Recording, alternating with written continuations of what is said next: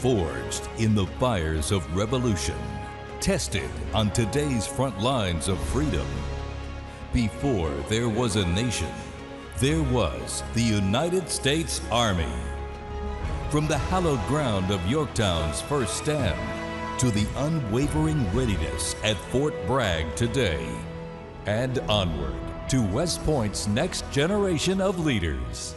For 250 years, one force has stood ready, unshaken, unmatched, unbreakable. And today, the legacy rolls on. This is the United States Army's 250th Anniversary Parade. Representing our joint forces, please welcome the Chairman of the Joint Chiefs of Staff, General Dan Kane.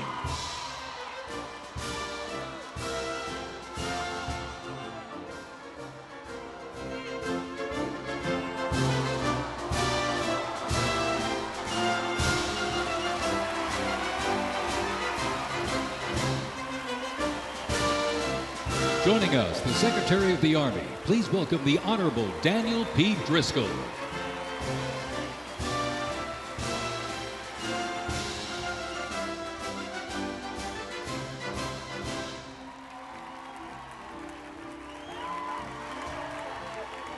Ladies and gentlemen, please welcome the Secretary of Defense, the Honorable Pete Hegseth.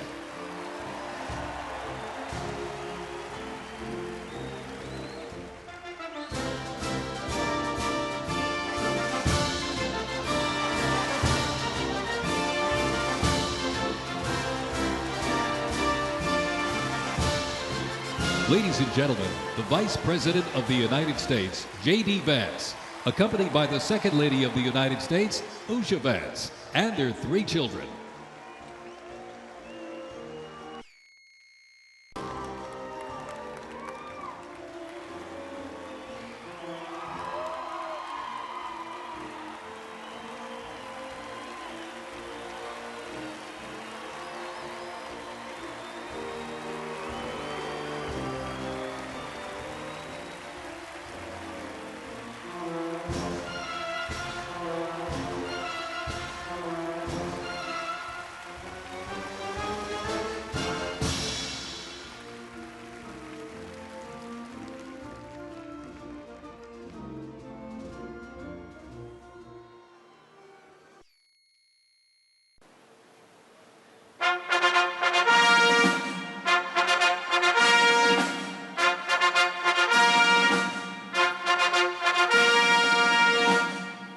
Ladies and gentlemen, please welcome the President of the United States, Donald J. Trump, and First Lady Melania Trump.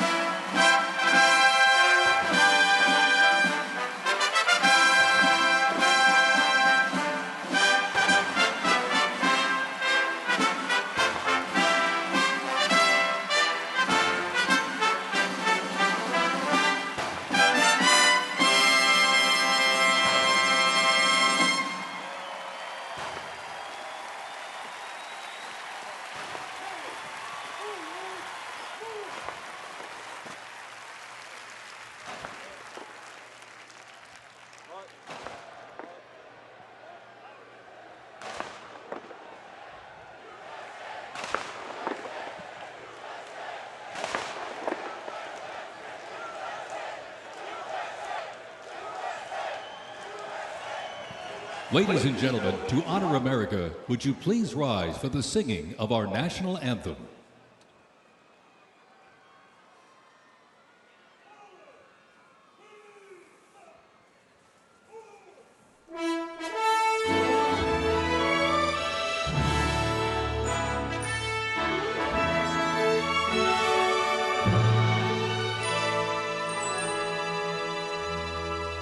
Oh, say, can you see by the dawn's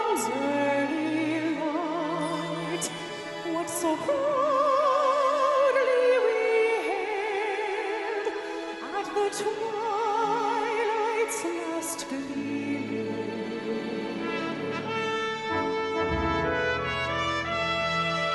whose broad stripes and bright stars through the perilous fight, o'er the ramparts we watched were so gallantly streaming.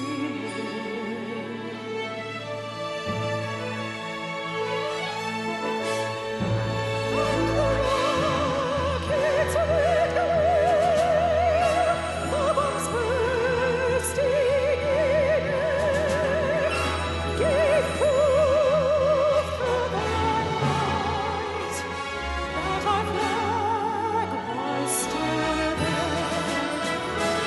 Oh, say does that star-spangled banner yet wave o'er the land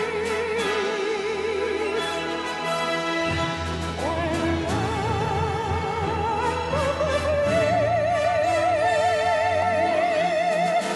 and the home of the Before we even had a country, we had an army. They started as a small, unorganized group of shop owners and farmers, but they fought the most powerful army in the entire world to a standstill in Concord, Lexington, and Bunker Hill. Then our Continental Congress chose George Washington as general of our Continental Army. But it wasn't until 1 year later, on July 4th, 1776, that news arrived of the signing of our Declaration of Independence. Now we had a new army and a new nation. With little gunpowder, no shoes, bloody feet, few cannons, little training, and even less food. Valley Forge started in December. They went into winter camp in December of 1777. Approximately 2,000 Americans died that winter of disease. They lived through hell, but they never ever gave up. Not this army, not this first American army. Finally, Washington and his army arrived, here at Yorktown, where they had General Cornwallis and his powerful British army trapped in this city against the sea. All of the preparation that Washington has learned through the course of those 6.5 years meets its full force here at Yorktown, and he employs it brilliantly. Sailing from the Caribbean, the French Navy arrived and took on the British fleet. Washington decided to make his move. Our men began digging to get closer and closer to the fort, finally getting within rifle and cannon range. Naturally, George Washington chose to set off our first cannon shot. The British had two small forts in front of the main fort. They were called redoubts 9 and 10. Then, on the moonless night of October 14, the American and French forces attacked the redoubts. The hand-to-hand combat with bayonets, knives, and fists was bloody, to say the least. But within an hour, we were victorious. And as the sun came up the next day, Cornwallis looked out and realized he was in serious trouble. So he prepared an all-out, desperate counterattack. It didn't work, and the British were forced to surrender. We were supposed to lose to the best army and the largest and most professional navy in the world. But our young army had won the war and our freedom, the freedom we hold so dear. And 250 years later, for what started as a ragtag group of shop owners, has now become the most powerful army in the world. Today, many things are very different from that army here at Yorktown, but one thing remains the same. An undying passion, guts, and love for our country remains deep in the heart of today's army. When I look into their faces, you can see it. That will never change. God bless the United States Army, and God bless the United States of America.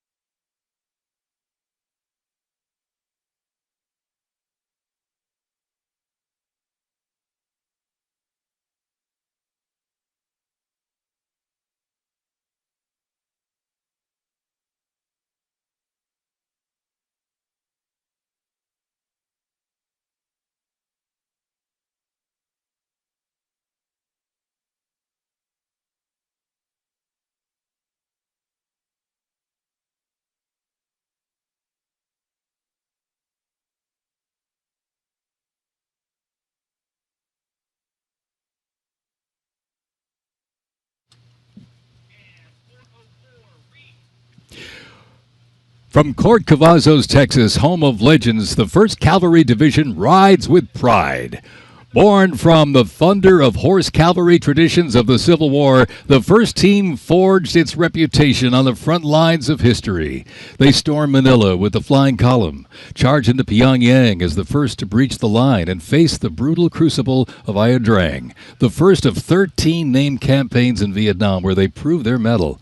Today, that same warrior spirit lives on. You'll know the name, and you'll know them by their iconic cav hats, elite soldiers, and cutting-edge equipment.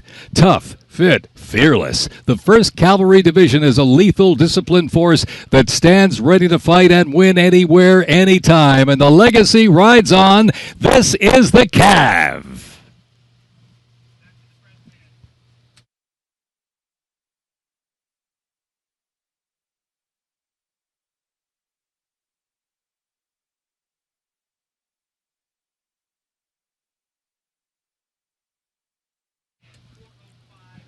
Special thanks to our sponsor, Lockheed Martin.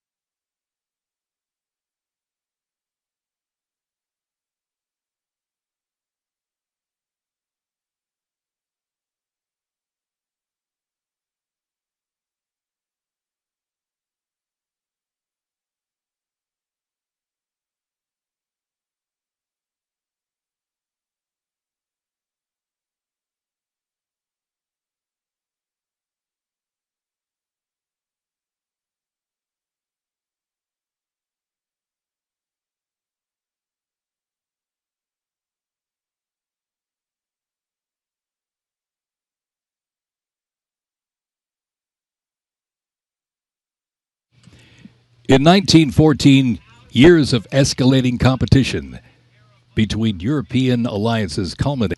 The two sides engaged in a savage war of attrition, defined by opposing trenches, barbed wire, poison gas, and mass casualties. The United States initially maintained its neutrality, but was eventually drawn into the conflict in 1917. Despite having less than 130,000 soldiers at the beginning, the Army eventually grew to over 4 million, with nearly 2 million soldiers serving in Europe. In 6 months of fighting, nearly 50,000 Americans lost their lives, with another 190,000 wounded. The guns fell silent with the armistice of November 11th, 1918. 2004 in support of Operation Iraqi Freedom 3. The band has also served in support of numerous state active duty missions, including cleanup efforts following Hurricane Sandy, distribution support during COVID-19, and recently support for New York State Corrections. Commanded by Chief Warrant Officer 2 Ethan Wagner and led by Drum Major Sergeant First Class Drew Gans, the band is performing Over There, written in 1917 by Broadway composer and recipient of the Congressional Gold Medal George M. Cohan. Representing the World War I era is the 82nd Airborne Division, based out of Fort Bragg, North Carolina. You'll notice the unit is wearing replica World War I uniforms signifying the soldiers who served our nation during this time. When the Americans entered the Great War, our soldiers, under the command of General Blackjack Pershing, hit the trenches in the new standard. It was the olive drab winter service uniform. Now on their heads you'll see a steel helmet with sand-textured paint built to deflect deadly shrapnel from above. Not bulletproof, but battle tough. Nicknamed the Pershing boot, on their feet was the M918, 1918 French boot. It was designed to survive the brutal grind of trench warfare. And on their backs, the field pack, rations, ammo, first aid, and a gas mask. Everything a doughboy needed to fight and to win.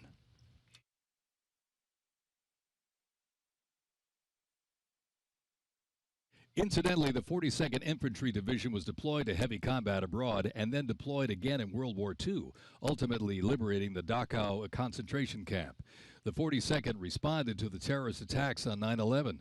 Later, with the war on terrorism, the rainbow stretched across the world again, deploying in Iraq and Afghanistan.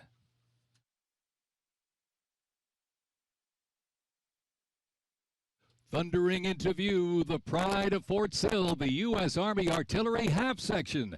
This is literally powered by horsepower and heritage. This elite ceremonial unit honors the legacy of the Army's horse-drawn artillery. With precision, discipline, and 6 majestic horses pulling a vintage 1918 caisson, the half section keeps tradition alive and rolling strong, representing the power, pride, and precision of America's field artillery. This is Fort Sill's finest, ladies and gentlemen.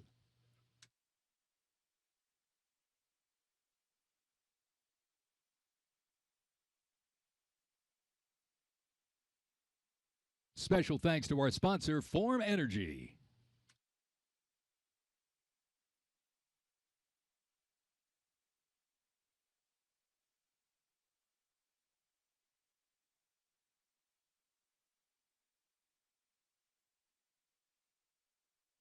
World War II, a global fight for freedom. In history's darkest hour, the United States Army was on the front lines. From the beaches of Normandy to the islands of the Pacific, the greatest generation faced down tyranny and turned the tide.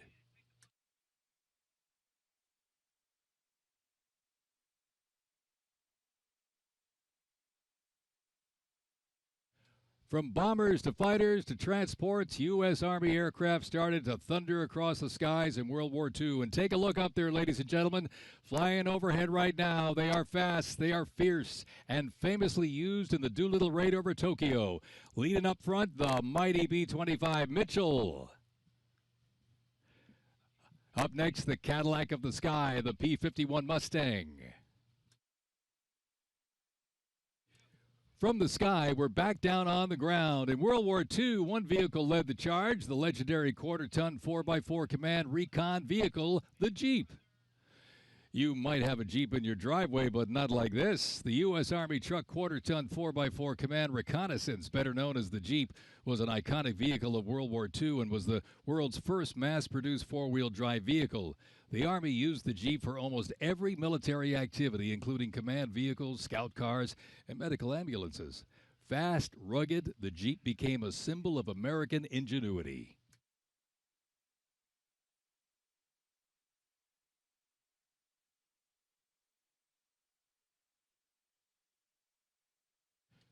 From Fort Bragg, North Carolina, this is the 82nd Airborne Ceremonial Band.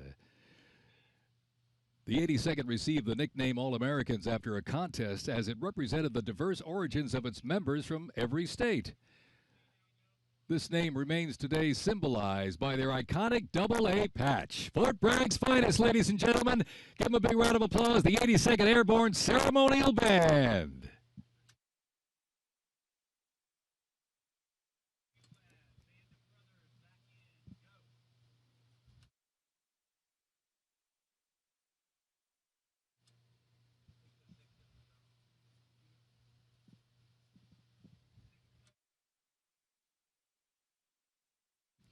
In a global fight like World War II, the U.S. Army knew our troops needed more than courage. They needed innovation. Uniforms evolved for every environment, but olive drab remained the mark of the American soldier. Shaped by lessons from the trenches of World War I, the Army introduced 2 battlefield essentials: the M1 helmet, tough, stable, and built to protect under fire, and the M1 Garand rifle, powerful and fast. It gave American troops a very clear edge. General George S. Patton called the M1 rifle the greatest battle implement ever designed, and history proved him right.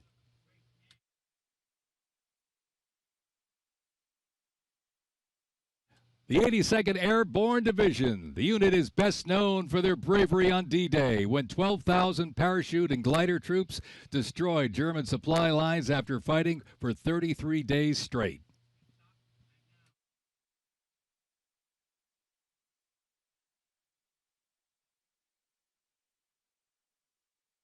The 101st Airborne Division, based out of Fort Campbell, Kentucky, traces its lineage back to 1918 when it first established as the 101st Division. Known for their ability to rapidly deploy across the world, the unit has held a crucial role in operations since its inception. From parachuting behind enemy lines on D-Day to leading helicopter assaults in Vietnam, the 101st redefined modern warfare. In the 50s, the Screaming Eagles stood tall at home, protecting the Little Rock Nine during the fight for civil rights. In recent decades, they've been sent across the world with stints as far as the Middle East, where they took part in Operation Desert Storm and participated extensively in the war on terrorism in Iraq and Afghanistan. The Screaming Eagles continue to lead the way as tomorrow's division in today's Army.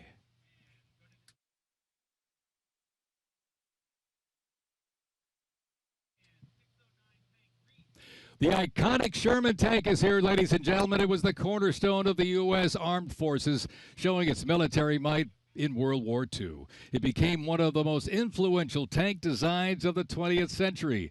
The M4 tank was nicknamed the Sherman tank after Civil War General William Tecumseh Sherman. Actually, it was named by the British.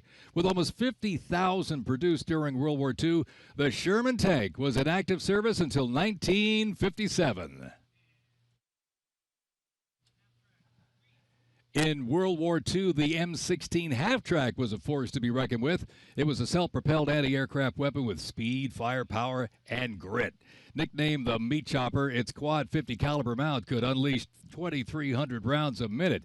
Quite devastating. It served through Korea, Vietnam, and beyond, and remains in use in U.S. allies to this day. The M16 half-track brings the fight wherever it rolls.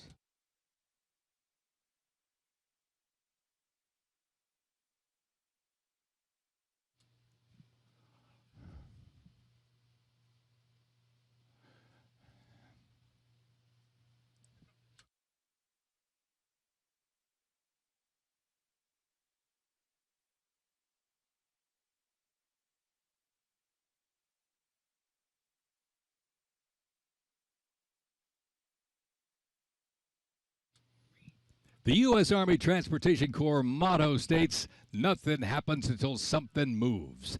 That was never more true than with this. Look at this, the 2.5-ton Chevrolet Deuce and a Half. It can move up to 10,000 pounds of cargo and was the backbone of the Red Ball Express that kept the Allies supplied after D-Day in World War II.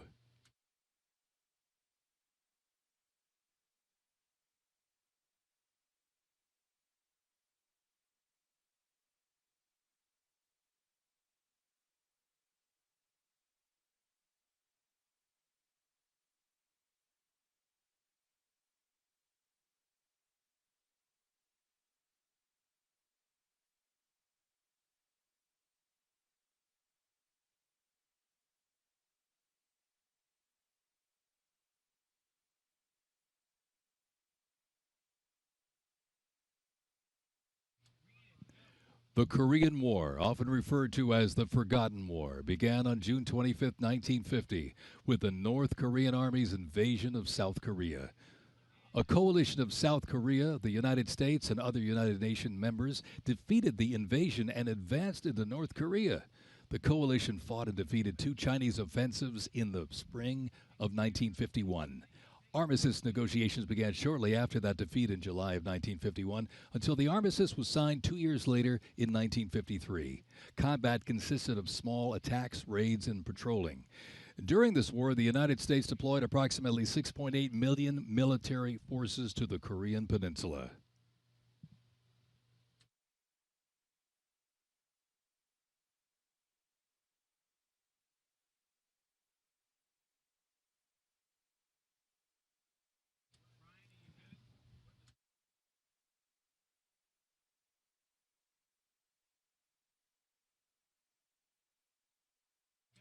Special thanks to our sponsor, Coinbase.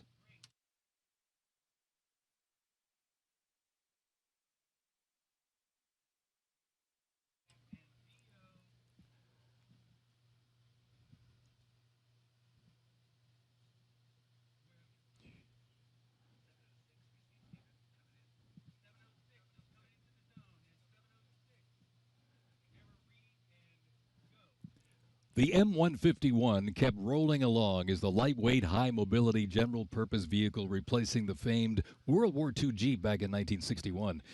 Officially named the Military Utility Tactical Truck, or MUT, most servicemen generally referred to it as a Jeep. The vehicle spanned more than 40 years in 4 manufacturers and were everywhere that the Army was deployed.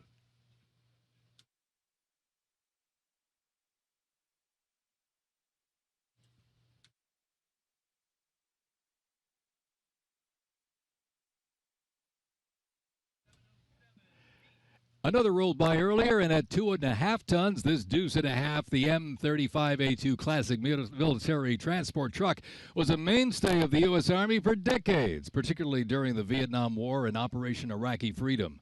The deuce and a half proved its value moving cargo, supplies, and soldiers. Its capabilities include up to 5,000 pounds off-road and 10,000 pounds on-road, making it ideal for moving just about anything. In the jungles of Vietnam, the U.S. Army faced a new kind of war. Helicopters became the new workhorses of battle, delivering troops, firepower, and supplies into some of the most unforgiving terrain on Earth. This is the U.S. Army in Vietnam, the era of air mobility, fierce firefights, and unwavering brotherhood.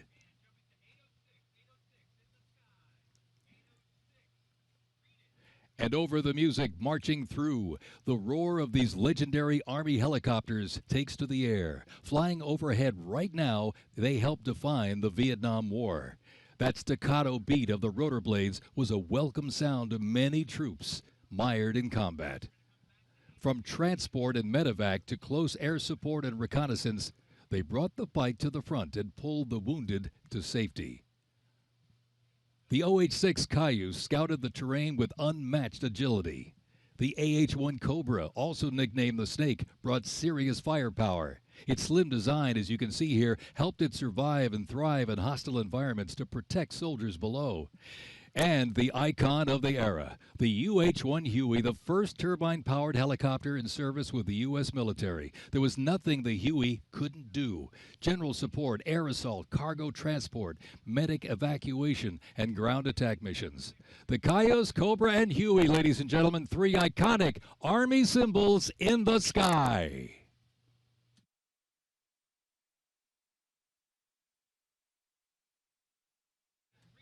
The 1st Cavalry Division Band, based out of Fort Cavazos, Texas, has played a vital role in U.S. military history. Since its origins back in 1855 as the band of the 2nd Cavalry, it has supported operations from the Civil War to Desert Storm. Over time, it's evolved into a powerful force, using music to strengthen bonds between soldiers and engage with communities. From World War II in Korea to the Vietnam War in Bosnia, the 1st Team Band has enhanced morale and upheld the division's enduring legacy. Today, the band continues its mission using music to shape perceptions, foster trust, and promote national Army and division interests. Standing ready to serve, it remains an enduring symbol of the 1st Cavalry Division's legacy and commitment to duty. The band performs Hit the Leather and Ride, a march composed by Captain Robert Meredith Wilson.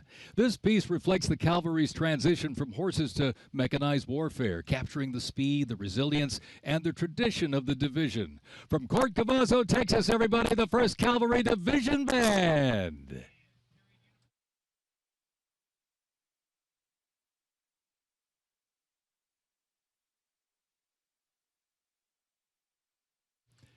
The U.S. Army deployed large numbers of troops in support of the Vietnam War. The first contingent of U.S. Army advisors arrived in Vietnam in the late 1950s, and that quickly grew to a small team of around 100 soldiers, which then expanded to more than 600 over the next decade. As the war intensified, troops' numbers quickly grew as the war between the South Vietnamese government and the communist insurgents supported by North Vietnam intensified. By January 1969, more than 364,200 soldiers organized around 7 divisions and 20 separate combat brigades. The United States began withdrawing its forces in July of 1969, and the last Army combat unit left South Vietnam in August of 71. The last U.S. combat soldier came home March 1973, while a small number of non-combat personnel remained until April 1975.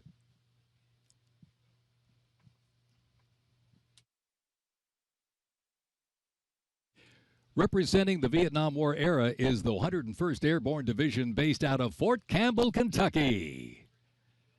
The unit is wearing replica Vietnam War uniforms signifying the soldiers who served our nation during this time.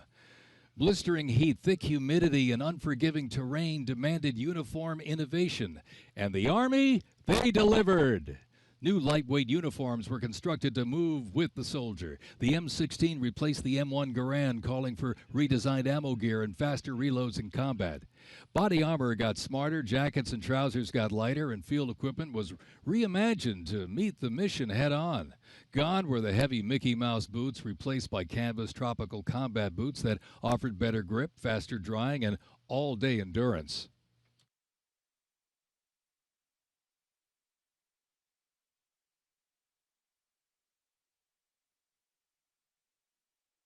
Special thanks to our sponsor, Oracle.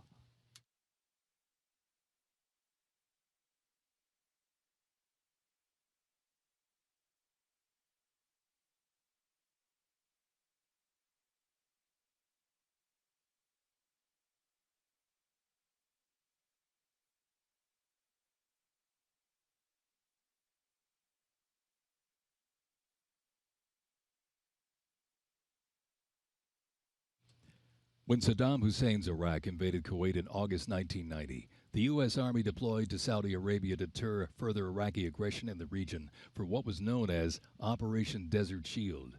By the fall, more than 750,000 troops comprising U.S. service members and coalition partners from more than 30 countries had assembled in the Saudi Arabian desert. In mid-January 1991, the U.S.-led coalition began Operation Desert Storm, which kicked off with an intensive air campaign designed to knock out key Iraqi infrastructure and weaken Iraqi forces. A ground offensive was launched in early 1991, where military forces overwhelmingly destroyed enemy tanks and vehicles. After only 100 hours of ground combat, coalition troops liberated Kuwait, and the Gulf War ended with Iraq's surrender.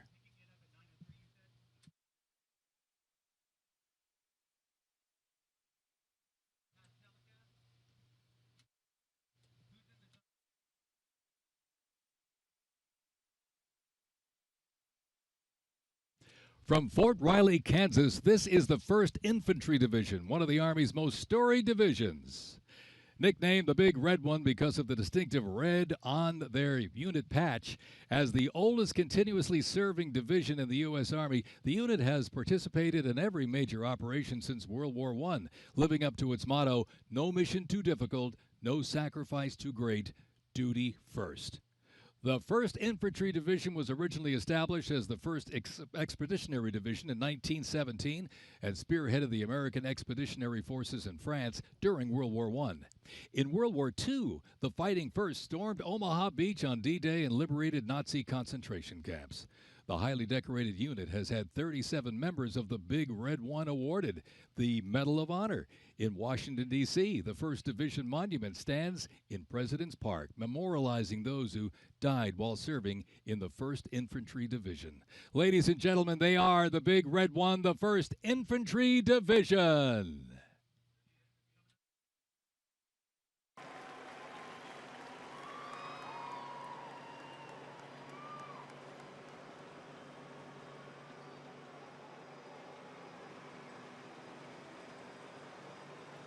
More military rolling stock.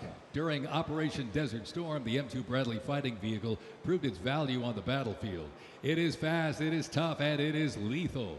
Named for General Omar Bradley, a leader from West Point's famed class of 1916, the Bradley was built to carry troops into combat with protection and power. Armed with a 25mm chain-driven cannon and twin-tube-launched optically tacked wire-guided missiles, it played a critical role in clearing the way during the ground assault into Iraq. While the Paladin looks and sounds like a tank, it is technically a self-propelled howitzer and was first introduced back in the 1960s. Over the years, it's been upgraded to perform in versatile battlefields from Vietnam to the Soviet Union to Iraq.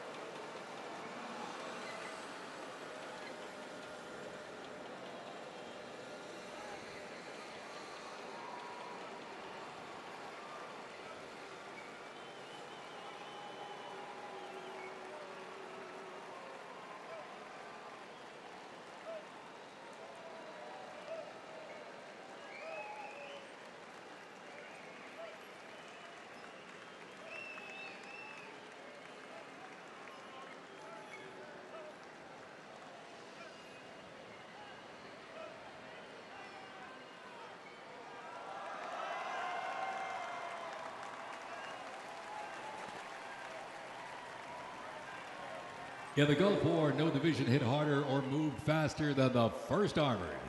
The 1st Armored Division, nicknamed Old Ironsides, is the oldest, most recognizable armored division in the United States Army. As part of the buildup for World War II, cavalry and reconnaissance units were brought together to form the 1st Armored Division in 1940. In the Gulf War, no division hit harder or moved faster than the 1st Armored.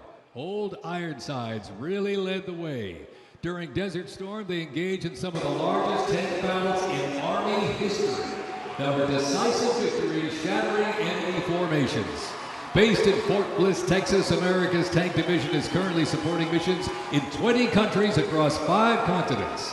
From World War II to today, Old Ironsides remains battle-proven and always ready.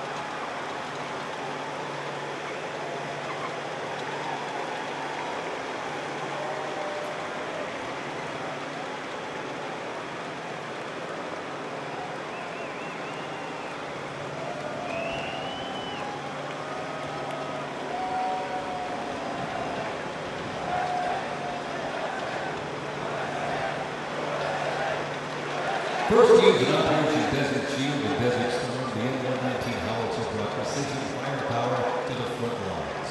Lighter and more mobile than larger artillery, it was built for the infantry brigade, able to fire high in the air or directly at the target depending on the mission.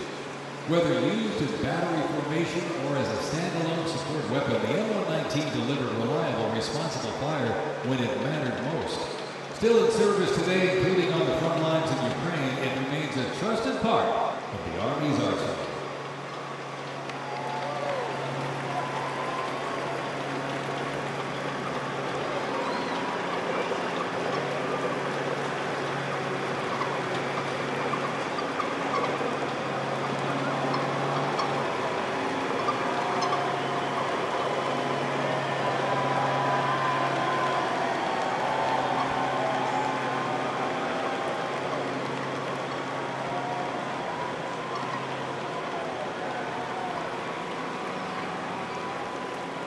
Special thanks to our sponsor, UFC.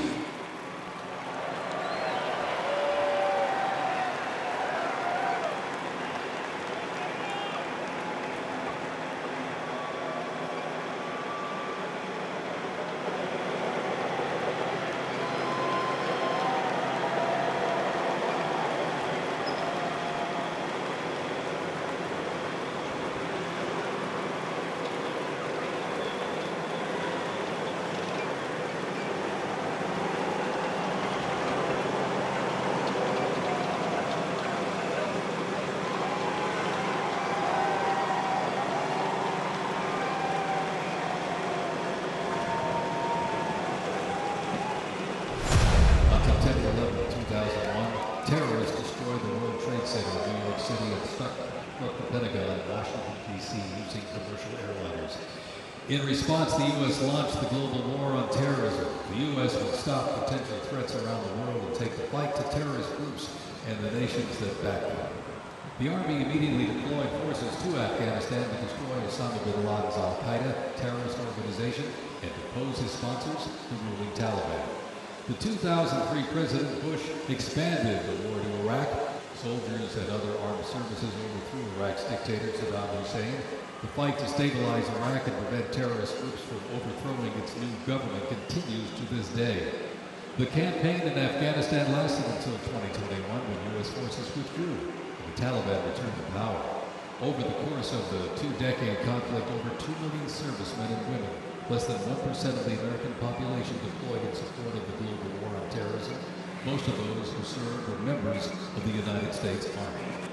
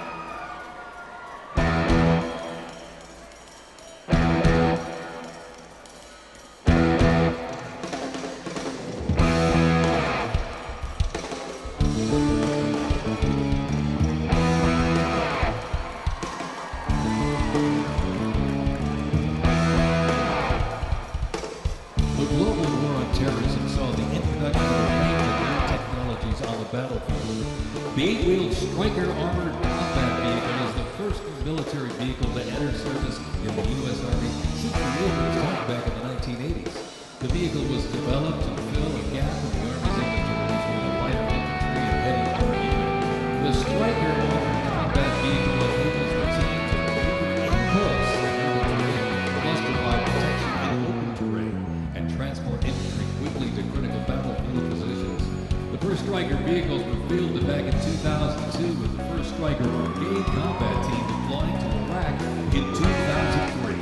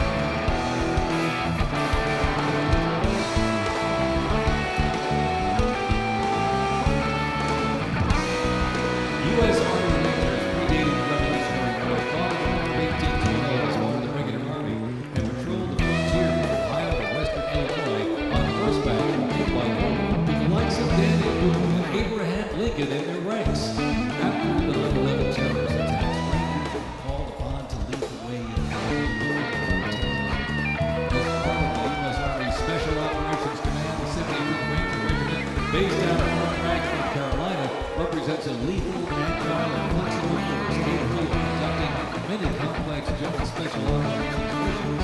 Today's Rangers Regiment is the Army's premier direct action main force. It is always combat ready, mentally and physically tough, and prepared to fight our country's adversaries. The U.S. Army Special Operations Command is an elite group of individuals succeed in protecting the country from their threats. Composed of 5 units with unique specialties, special operations forces, small tactical teams taking on the most challenging and sensitive missions.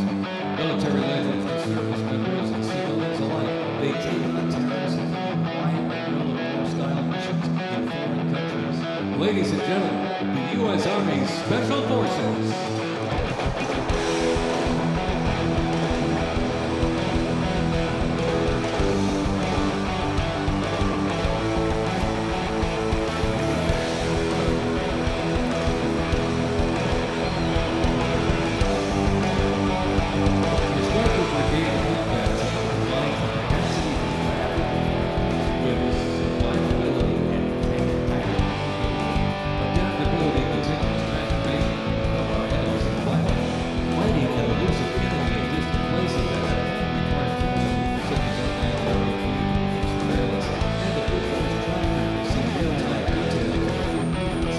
The United States does not face the challenging international environment alone. However, with allies and partners is an advantage for our adversaries and over 80 nations have fought alongside the United States or assisted during the global war on terror.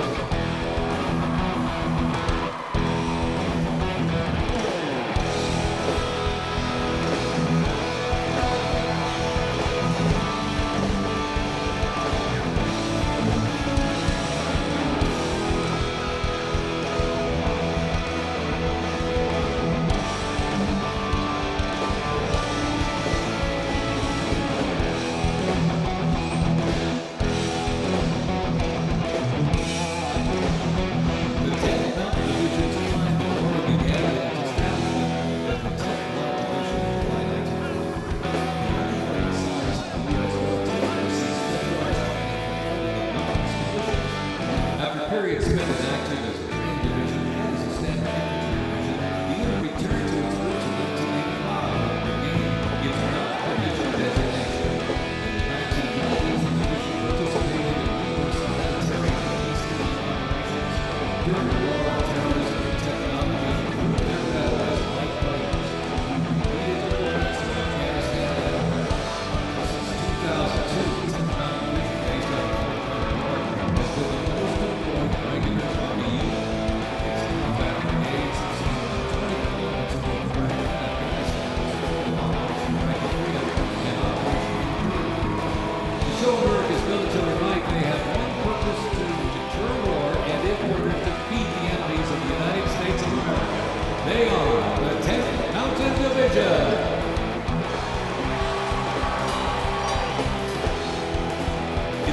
Its cutting-edge systems, firm technology, and AI-powered capabilities strengthen the force, equipping soldiers with the tools they need to protect the country and defend democracy.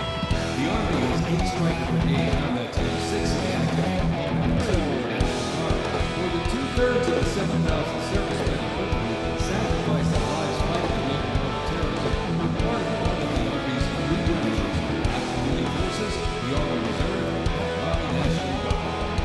The Army is continuously transforming to deter aggression to ensure our adversaries cannot outrange or outpace us.